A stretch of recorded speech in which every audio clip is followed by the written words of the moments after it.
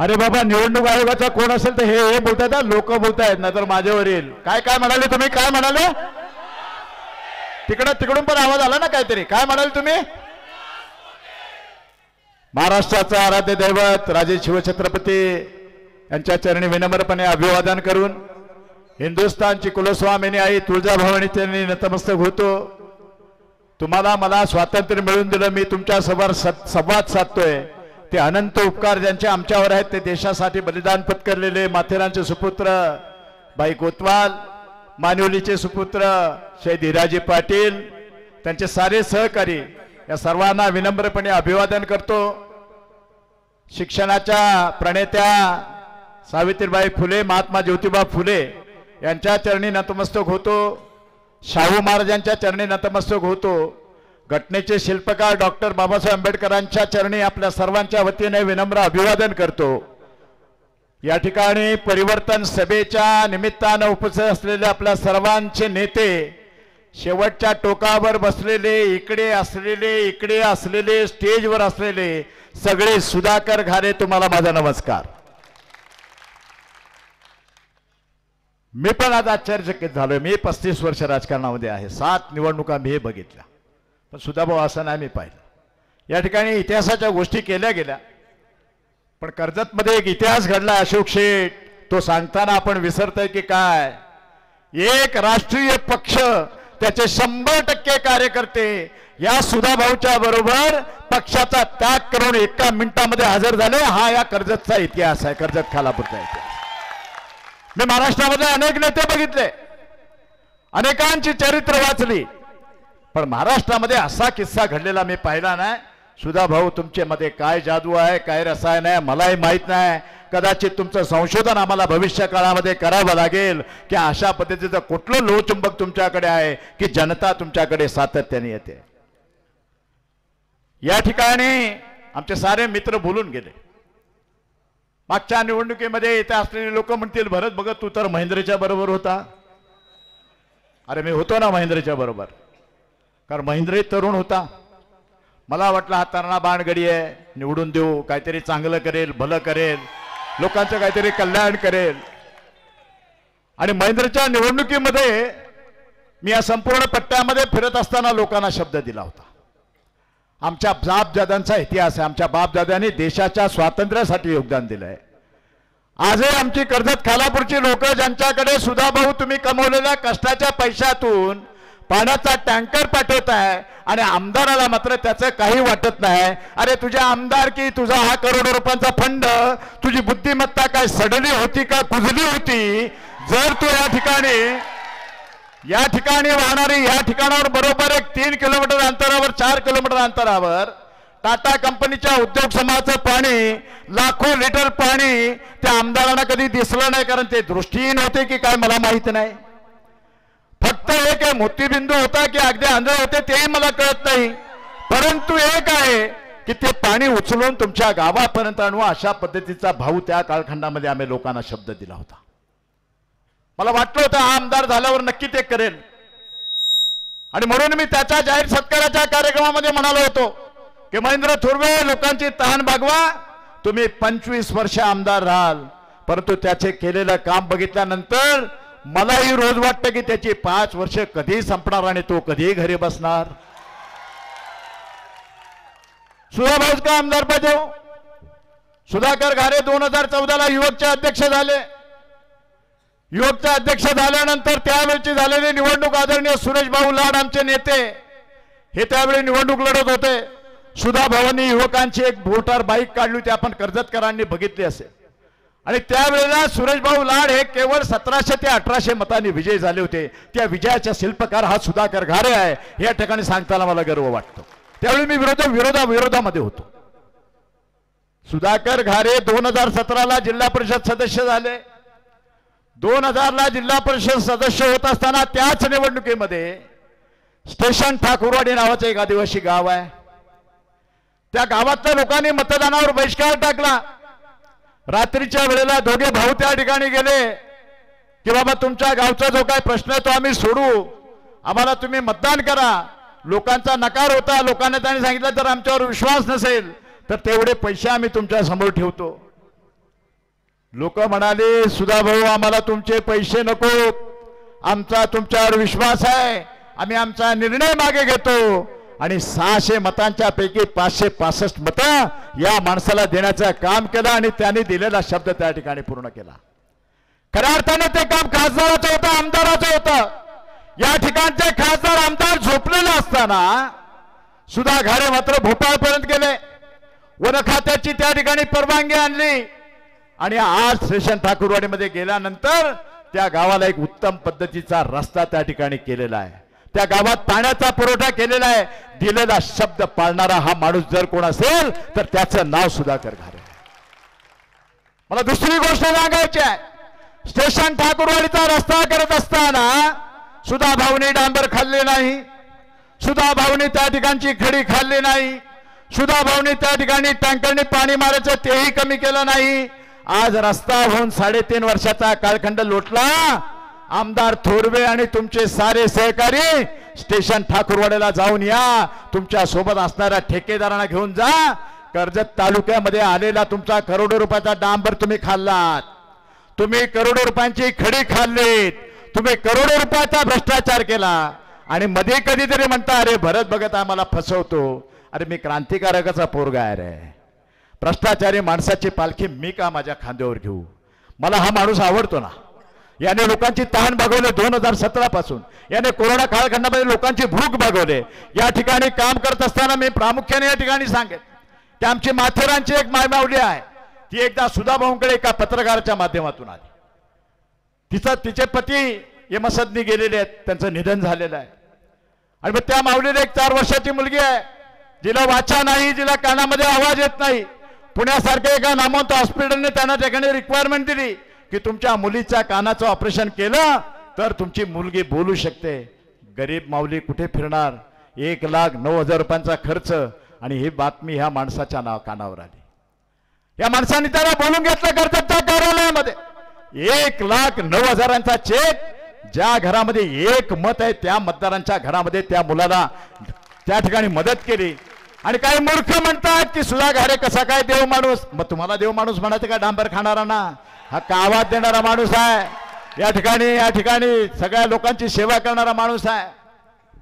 मी एवढंच सांगत नाही मित्रांनो, असाच एक प्रकार आहे तुमच्या पळसधरी भागामध्ये धनगर समाजाचं नांगरे कुटुंब आहे. त्या नांगरे कुटुंबामध्ये एका मुलाला दोन्ही कानामध्ये आवाज येत नाही, तो डॉक्टरांकडे गेला, डॉक्टरांनी त्याला एस्टिमेट दिला, त्याची किंमत होती 3 लाख रुपये. त्याचंही प्रकरण सुधा भाऊंकडे आलं. सुधा भाऊने 3 लाख रुपयाचा चेक दिला, तो माणूस कानामध्ये ऐकायला लागला. मग याला देव माणूस म्हणू नका काय, तुला खडी खाणाराला म्हणू काय? खडी खाणाराला मी देव माणूस म्हणायचं का? म्हणून हा देव माणूस आहे. माझ्या गावातला विषय सांगतो. माझ्या गावामध्ये गायकवाड कुटुंब आहे, ज्या कुटुंबामध्ये एका माणसाच्या डोळ्याचा फार त्याला त्रास झाला, डोळ्यामध्ये दिसायचं बंद झालं. गाव बैठकीच्या निमित्तानं सुधा भाऊ अवसरेला आले. त्यांची पत्नी सुधा भाऊंना भेटली, भाऊ माझ्या नवऱ्याचा डोळा गेलाय हो, त्याला काय मदत करता येईल ते बघा. वार मंगळवार होता. सुधा भाऊने ऑर्डर केली, बुधवारी सकाळी या, डॉक्टर सरोदेना दाखवा. डॉक्टर सरोदेना हॉस्पिटलला त्यांनी फोन केला, या माणसाला योग्य ती ट्रीटमेंट करा. त्याचा 32,000 रुपयाचा खर्च सुधा भाऊने दिला. मग हा देव माणूस नाही तर तुम्हाला काय डांबर खाणारा ना देव माणूस म्हणत आम्ही? तुम्ही या गोष्टी सांगताय कोणाला? याचा सगळ्या अर्थाने जर विचार केला तर तुम्हाला निश्चित पद्धतीने सांगतो तुम्ही चुकीच्या मार्गाने चाललाय. सुधाकर घारे ज्या जिल्हा परिषद प्रभागात निवडून आले, त्या जिल्हा परिषद प्रभागामध्ये सुधा भाऊंनी रेडिसन ब्ल्यू नावाचं हॉटेल आणलं, त्या भागामध्ये मर्चंट नेव्हीचं एक कॉलेज आणलं, त्या भागामध्ये एक उद्योग आणले आणि त्या भागातल्या 2-2.5 हजार लोकांना त्या ठिकाणी नोकरी, कायमस्वरूपी नोकरी देण्याचं काम केलं. मग याला देव माणूस म्हणू नको तर तुम्हाला डांबर खाणारा देव माणूस म्हणू? परिस्थिती बदलत आहे. सुधाकर घारेंच्याकडे भाई विलास सोरे बोलल्याप्रमाणे एक विजन आहे, एक दूरदृष्टी आहे. हा दूरदृष्टीचा नेता आहे. सुधा भाऊने केवळ ह्याच गोष्टी केल्या नाही, सुधा भाऊने त्यांच्या गावामध्ये एक शाळा निर्माण केली आहे. मी आतापर्यंतच्या इतिहासामध्ये बघितलंय की ग्रामीण भागातून मुलं शहरामध्ये शिकायला जातात. सुधा भाऊंच्याकडे काय चमत्कार आहे मला माहिती नाही. त्यांनी निर्माण केलेल्या शाळेमध्ये कर्जत शहरातले 800 मुलं त्यांच्या शाळेमध्ये शिकायला जातात. हा त्यांचा दृष्टिकोन आहे. या ठिकाणी सगळ्याच बाबतीमध्ये बोलायचं झालं तर उद्याच्या कालखंडामध्ये मी नेहमी सांगत असतो, आम्ही कधीतरी गाणं ऐकतो, बनसागर भारत हो विश्वात शोभून राहो. महेंद्र थोरवे किती व्यायामशाळा बांधल्या हो तुम्ही कर्जत तालुक्यात. महेंद्र थोरवे किती क्रीडांगण तुम्ही उभी केली कर्जत तालुक्यात. किती तरुणांच्यासाठी तुम्ही काम करताय. महेंद्र थोरवे तुमचा ते जे काय जाहीरनामा होता तो जाहीरनामा मीच सांगत होतो लोकांना. त्या जाहीरनाम्यामध्ये आपण शब्द दिला होता की आदिवासी बांधवांना आम्ही नोकऱ्या देऊ. माझा प्रश्न या सभेच्या माध्यमातून कशाच्या नाक्यावरून बजरंग बलीच्या आणि छत्रपती शिवरायांच्या साक्षीने महेंद्रला प्रश्न विचारतो. महेंद्र जरा एकदा तुझी ती यादी जाहीर कर रे. काल कोणतरी पत्रकार परिषदेमध्ये म्हणत होते की महेंद्रने म्हणे फार काम केलं आणि मग तुमचा कुठं जाहीरनामा आहे. त्यांना हा मी बाय पोस्ट पाठवतो आणि कुरिअरने पण पाठवतो. हे सुधाकर घारेने उपाध्यक्ष झाल्यावर केलेलं काम आहे. हे तुमचं त्या ठिकाणी तुम्ही जे काल सांगत होते पत्रकार परिषदेत त्यांचा नेता, त्याच्यासाठी माझं सांगणं आहे तुला कुरिअरने तुझ्या घरापर्यंत पाठवतो. सुधाकर घारे काय करणार या ठिकाणी वचननामा दिलेला आहे. त्या वचननाम्याप्रमाणे सुधाकर घारे या ठिकाणी काम करणार आहे. त्याला जाहीरनामा असा शब्द आहे. हे पत्र हे पण तुम्हाला कुरिअरने पाठवतो. माझा विश्वास आहे सुधाकर घारेंनी ज्या पद्धतीने त्यांच्या मतदारसंघामध्ये जिल्हा परिषद प्रभागामध्ये काम केलं आहे, आम्हाला कर्जतमध्ये त्याची गरज आहे. कर्जतमध्ये म्हणे ग्रीन झोनमुळे MIDC येणार नाही. सुधा भाऊ मी तुम्हाला सांगतो आमदार झाल्यावर सरकारला हा प्रश्न विचारा. राज्य सरकारचं धोरण आहे गाव तिथे ST, तालुका तिथे MIDC आणि तालुका तिथे ITI. हे तुम्हाला सांगावं लागेल. अरे आम्ही आहोत सुधा भाऊंच्या बरोबर. आम्ही सुधा भाऊंच्याच बरोबर आहोत. उरलेलं आयुष्य सुधा भाऊंच्या बरोबर लावणार आहोत. पण चुकीचं काम केलं तर नाही थांबणार. हाय माझा शब्द आहे. आणि मला खात्री हा माणूस चुकीचं काम करणार नाही. हा माणूस करेल ते योग्य करेल.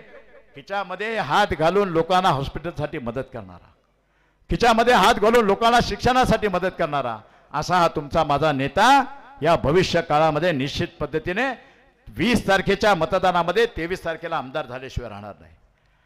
अरे आता एक आहे की आमदारांनी काय केलंय, 2 सुधाकर घारे उभे केलेत.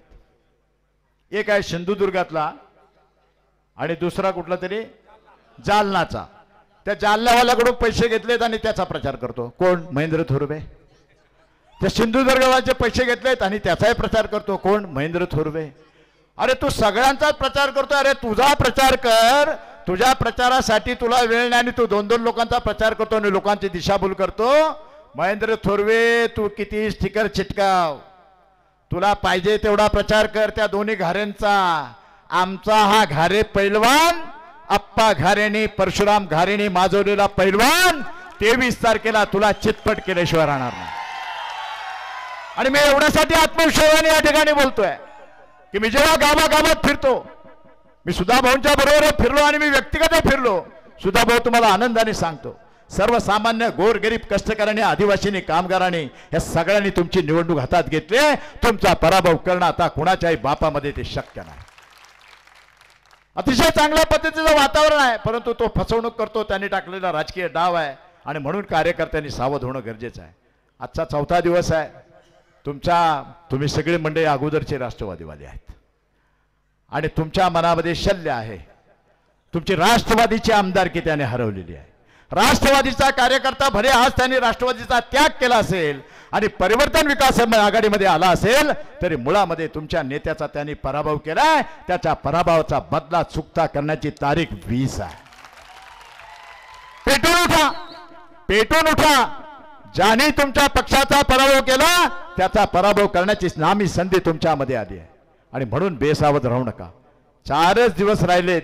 या 4 दिवसानंतर तुमच्या मनामध्ये असलेलं, तुमच्या उरामध्ये असलेलं स्वप्न ज्याला तुम्ही आमदारकी म्हणता आणि तो आमदार तुमच्या जवळचा असावा, तुमच्या हक्काचा असावा, याच्यासाठी तुमचे जे काही प्रयत्न आहेत ते प्रयत्न 4 दिवस सातत्याने चालू ठेवा अशा पद्धतीची विनंती या निमित्ताने आपल्याला करतो. या ठिकाणी परवा कडावला आमदार महोदयांचा प्रचार होता.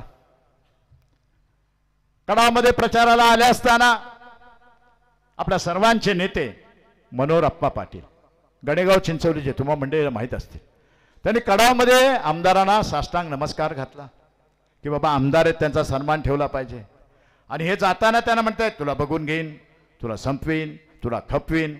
महेंद्र हे सोड आता तुझी खपायची वेळ आली. ती तारीख आहे 20 तारखेला लोक तुला घरे बसवतील आणि तुझा कार्यक्रम झालेला आहे. महेंद्र आता तू याला खपवीन त्याला खपवीन ह्या दादागिरीच्या गोष्टी करू नको. आता चालताना रस्त्यामध्ये एखादा शेर असेल त्यांनी समजून जायचं सव्वा शेर पुढे उभा आहे. महेंद्र आमचा सव्वा शेर इथं बसलाय आणि हा उद्याच्या काळामध्ये या मतदारसंघामध्ये त्याची सव्वा शेरी वापरून लोकांची तहान भागवेल, लोकांना रोजगार देईल, लोकांचा ज्या ज्या अडचणी असतील त्या सोडवेल. या भागामध्ये जर उद्योग आणायचे असतील तर मग एक आणि आणलेले रेडिसन ब्ल्यू असा एखादा उद्योग प्रत्येक जिल्हा परिषद भागामध्ये आणला आणि जिल्हा परिषद विभागातले हजार हजार कार्यकर्ते कामाला लागले तर तुमच्या माझ्या तालुक्यातला रोजगारीचा प्रश्न सुटणार आहे आणि तो सोडवण्यासाठी त्याचं उत्तर आहे सुधाकर घारे. सुधाकर घारे आमदार होणे ही काळाची गरज आहे. सुधाकर घारे आमदार झाल्यावर कोणाला काय मारणार नाही, झोडणार नाही. महेंद्र थोरवे जर म्हणत असतील मी दादागिरी करत नाही, मग प्रसाद सावंतला माथेरानच्या रॉयल गार्डनच्या समोर महेंद्र कुणी मारला रे? कुणी मारला त्याला? रस्त्यामध्ये गाड्या अडवून लोकांच्यावर पायपाने कोण फटके मारतात? कुणाचे कार्यकर्ते? तुम्हाला दुसरी गोष्ट सांगतो जाता जाता, तुम्ही सगळ्यांनी वाचलं असेल, नावासेवा पोलीस स्टेशनला एक गुन्हा दाखल झालाय. या गुन्ह्यामध्ये आरोपी आहेत त्यांच्या शिवसेनेचे युवकचे अध्यक्ष, ज्यांचं नाव आहे अमर मिसाळ, जे पंचायत समितीचे सभापती होते. ही फक्त नाव आहे. जमिनीच्या भूखंडाची ज्या दिवशी मी किंमत बघितली अशोक शेठ, त्याची किंमत 265 कोटी रुपये. 265 कोटी रुपये अमरकडे आल्याने, आमच्या मानवीवाडेकडे आल्याने, दहिवलीच्या मराठीकडे आले तर ते सारं चांगलं जीवन जगतील. पण त्यांना फक्त मोरखे केलेत आणि त्या टीमचा खरा कॅप्टन महेंद्र थोरवे आहे. आजच्या सभेच्या माध्यमातून मी प्रशासनाला विनंती करतो, अरे तुमचं चालवा ना बाबा. होती कंप्लेंट काय कोणी काय माणसाने केली नाही, तिथल्या तहसीलदारांनी केले. कुठं आहे तुमचा कायदा आणि कुठं आहे कानून? म्हणून या ठिकाणी तुम्ही बोलता ना उत्तम भाई, ती गोष्ट करिए संविधान खतरे में है. कुठे गेला कायदा? चला आमच्या इथं पुंडलिक देशमुखकडे थोडीशी बारीक शिकेत झाली, त्याच्या घरी रोज पोलीस, अरे करोडो रुपयाची जमीन विकली, ते स्टेजवर भाषणं करतायत. वा रे वा पोलिसांनो, हा कुठला कायदा आणि कुठलं राज्य आणि कुठले हे सगळे नियम? माझी त्या पोलिसांना विनंती, आमची तुमची काय दुश्मनी नाही. उद्याच्या कालखंडामध्ये सुधाभाऊ आमदार होणार आहेत. सुधाकर भाऊ तुम्हाला फोन करून खोटं सांगणार नाही. याच्यावर ॲट्रॉसिटी लावा, याच्यावर 307 लावा, याच्यावर आमका कलम लावा, हे सुधा घारे करणार नाहीत हा शब्द तुम्हाला देतो. आणि सुधा घारे आमदार झाल्यानंतर या मतदारसंघातली दादागिरी आपण संपवल्याशिवाय राहणार नाही. ती दादागिरी संपवताना कायद्याची मदत घेऊन आपण करू. त्याच्यासाठी मारामारी करायची गरज नाही, परंतु कायद्याचे रक्षकच भक्षक झाले तर मात्र त्या गोष्टी होणार नाहीत. त्या गोष्टीसाठी सुधाभाऊ आमदार पाहिजे. तुमच्या माहितीसाठी सांगतो, उद्याच्या कालखंडामध्ये महेंद्र जर आमदार दुर्दैवाने झाला, तुमचा 7-12 विकाला कमी करणार नाही. 7-12ला त्याला मालक लागत नाही. कुठल्याही माणसाचा फोटो लावतो, नाव त्या मालकाचं सांगतो, कुठेही खरेदी करतो. माझ्याकडे आंबिवलीचं एक प्रकरण आहे. आंबिवलीमध्ये पण 23 एकर जागा एका व्यापाऱ्याची त्याने विकली आहे. त्याच्यामध्ये त्याचा भाऊ मनोहर आहे.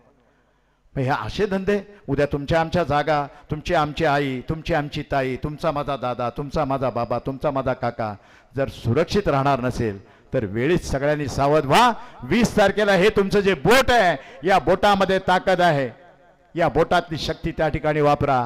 रिक्षा समोरील बटन दाबा. माझा तुम्हाला सगळ्यांना प्रश्न आहे, सुधाकर घारेंना आपण कधी याच्यापूर्वी मतदान केलंय का? मला आवाज येत नाही. आपण कधी मतदान केलंय? सुधा घारे आपल्याकडे टँकरने पाणी पाठवतात. सुधाकर घारेंनी कोरोनामध्ये धान्य पुरवलं. सुधाकर घारे आरोग्यासाठी मदत करतात. सुधाकर घारे शिक्षणासाठी मदत करतात. मग सुधाकर घारे जर आपल्यासाठी करतात तर 20 तारखेला आपण नको का करायला मतदान? रिक्षेसमोरील बटन दाबा आणि सुधा घारेंना विजयी करा. तुमचा माझा आपल्या सर्वांचा जनसेवक हा विधानसभेमध्ये पाठवण्यासाठी सर्व कार्यकर्ते, सर्व मतदार सज्ज झालेले आहेत. ही कार्यकर्त्यांची मेहनत आहे. कार्यकर्त्यांच्या एकजुटीमुळे, कार्यकर्त्यांच्या अथक प्रयत्नांच्यामुळे, कार्यकर्त्यांच्या परिश्रमामुळे 20 तारखेला सुधाभाऊंना मतदान होईल आणि 23 तारखेला सुधाकर भाऊ विधान भवनामध्ये पोहोचतील हा विश्वास व्यक्त करतो. पुन्हा एकदा आपल्याला सांगतो की विरोधकांच्या प्रचारापासून थोडे सावध व्हा. त्या ठिकाणी काल कशेळ्याला काय झालं, सुधाभाऊंचीच माणसं आलेत म्हणून लोक पेरू कापून खायला घातले. ते या बसा, सुधाभाऊंची माणसं या बसा. एक व्हिडिओ आलाय बघा. त्या ताईने जेव्हा त्यांना ओळखलं तेव्हा त्यांनी बोलली या बसा. ती समजली की आता आमचं काहीतरी करतील. लोकांनी सुधाभाऊ म्हणून चहा पाजला, लोकांनी सुधाभाऊ म्हणून पेरू खायला घातले. आता या हरामखोरांना पेरू चहा वगैरे काय देऊ नका. आलेल्या लोकांच्यावर बारीक लक्ष ठेवा. 3 दिवस 4 दिवस उरलेत, रात्र वैऱ्याचे आहे. आपण सगळ्यांनी जी काय मेहनत घेतली, जे काय काबाड कष्ट केलेत, त्या काबाड कष्टातून उद्याच्या कालखंडामध्ये तुमचा माझा आपल्या सर्वांचा नेता सुधाकर भाऊ आमदार झाल्याशिवाय राहणार नाही हा विश्वास व्यक्त करतो आणि पुन्हा एकदा आपल्या सर्वांचे मनापासून आभार व्यक्त करून मी या ठिकाणी थांबतो. जय हिंद, जय महाराष्ट्र, नमस्कार.